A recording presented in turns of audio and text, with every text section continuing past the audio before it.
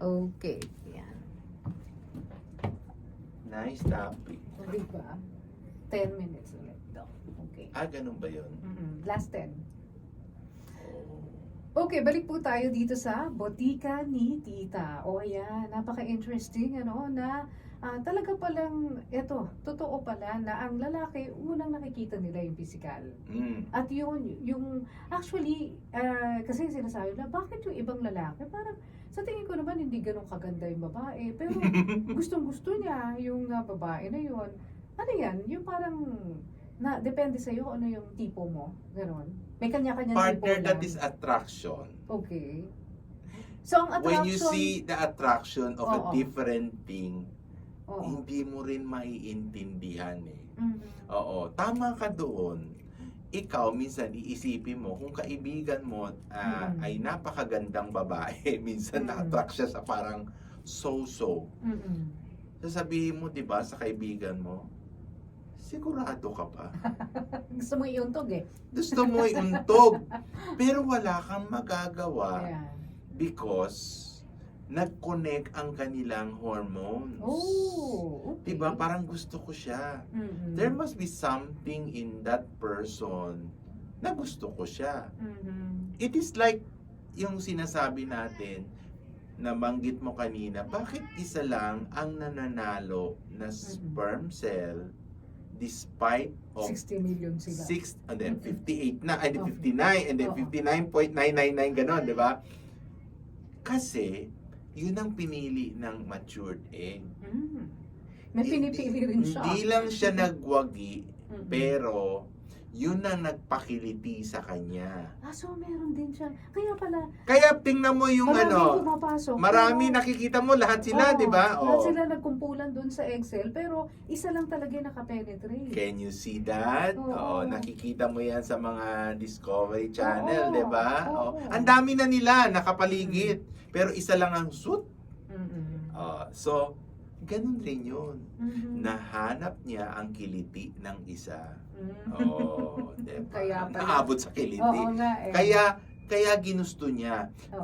Pag yung process ng external will go down to the internal aspect, Mhm. which is the emotions, the Mhm. hormones, and later on, partner, kung na high level appreciation na yan, yung pag-iisip, Mhm. anong pag-iisip? Gugustuhin ko ba siya? Oo. Or ibabasted ko siya? Nagra-rationalize ka na. Nagra-rationalize ka na. Oo. Ayun. Okay. Ngayon, ito ang problema ng ilan nga, Doc, no? Gustong-gusto nilang makabuo ng anak, pero may problema nga yung kanilang sperm. May pamamaraan ba para makorek yung kanilang problema sa sperm? Yes, una-una, you have to understand and to take it upon yourself, no? Lalo na mga couples na medyo matagal na, Mhm. into married life, mawala, then you have to come for evaluation and check up. That's Mhm. number one. Either kusa ka o kailangan ka pang bitbitin ng asawa mo. Mahirap naman yon, di ba? But I appreciate couples, like for me, in my experience, that come in together to see me. Mhm. Maganda yon. Kasi one is, naiintindihan ng babae ang aspeto na nangyayari dun sa lalaki. Mhm. Mhm. Bakit gusto ko yan, partner? Kasi at the end of the day, kung ano man ang matuklasan natin, hindi magsisisihan, but at least we will correct and we will do this together. Kaya mag-asawa eh. Mhm. So, Mahirap. may gamot. Meron gamot. Oo. Mahirap kasi. That's number one. Kasi ang una sa akin kasi importante is the psychological acceptance and Mhm. understanding. Mhm. No matter what you do. Kasi pag hindi yan accepted, 'di ba? Kaya sabi ko sa iyo kasi maganda mag-asawa pupunta eh. Mhm. Kasi mahirap papapuntahin ka ng asawa mo doon sa bahay siya nag-aantay. Mhm. Pagdating niya, ang dami-dami niyang nginunguha sa Kuda. iyo, kuda sa iyo na parang bakit ganyan? Ba't ka Oo. nagkaganyan? Ba't ka ganyan? Male kasi doesn't really detail every Mhm. explanation. Mhm. Sasabihin lang sa iyo, partner, sinabi ng doktor eh. Mhm. Meron naman daw eh. Siyempre, babae kasi is very detailed, di ba? Mhm. at the end of the day, that becomes an argument. Bakit di ka na lang sumama sa akin at narinig mo rin ano? Di ba? Mm-mm. It's better that you both couples will do Mhm. and listen. Then, do you work out? Ako kasi una-una psychological acceptance and that bridges and tells the system of the guy kahit na kung anong nakita sabihin kung anong makitang depekto, especially let's say, yung count mo mababa. Mm-mm. Kaya sasabihin niya, dun ko sinasabi lagi, then you have to produce happy sperm.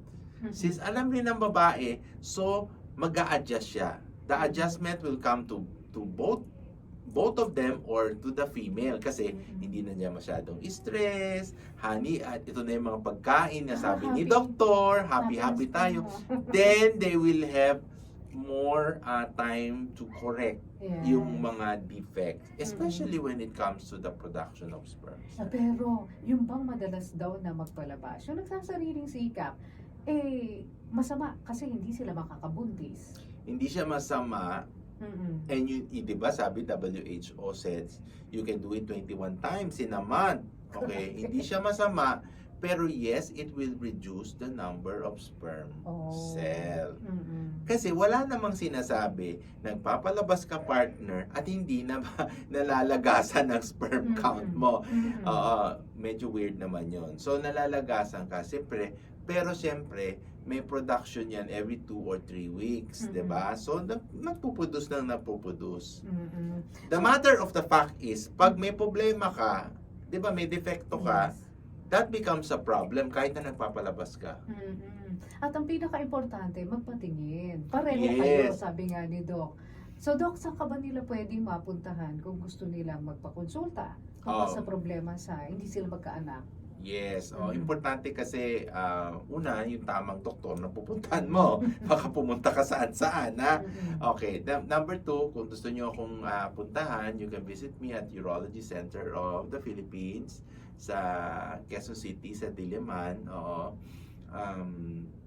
Tuesday and Mhm. Saturday. 'Di ba? Pwede rin sa Empire Regenerative Center sa Tomas Morato, by appointment, usually in the afternoon. At syempre, partner, Mm-mm. yung aking bagong center na nabibisitahin mo, the Rejuvenative and Aesthetic Wellness Center. That's a male wellness center that will be coming very soon in Binyan, Laguna. Mhm. Abangan natin yan. At syempre, nasa Facebook lang naman si Doc. Hanapin nyo lang sa YouTube, Facebook, Dr. Joseph Lee. At Ayan. kung mahirapan kayo, syempre, andito ang aking partner. Hanapin nyo. Hanapin mo si Hashtag Maru. Doc Pakwiki. Sa TikTok at saka Facebook Reels, hashtag Doc Pakwiki, nandoon si Dr. Joseph Lee. Doc, Yeah. thank you so much Thank you, again. Maraming you. salamat. At syempre, salamat din sa lahat ng ating mga kasama rito, si Nino Noval, si James Eden, si Sed, yung mga kasama natin sa newsroom, sa engineering, and our executive producer, Anton. Ako po, si Maru Pahati Sarna na nagsasabing, basta tama ang reseta, dito lang yan, sa butika ni Tita. I am your Tita Maru Pahati Sarne. Bye! Ayun. Galing. Sasabihin ko sana happy life, happy sperm. Oo nga. Happy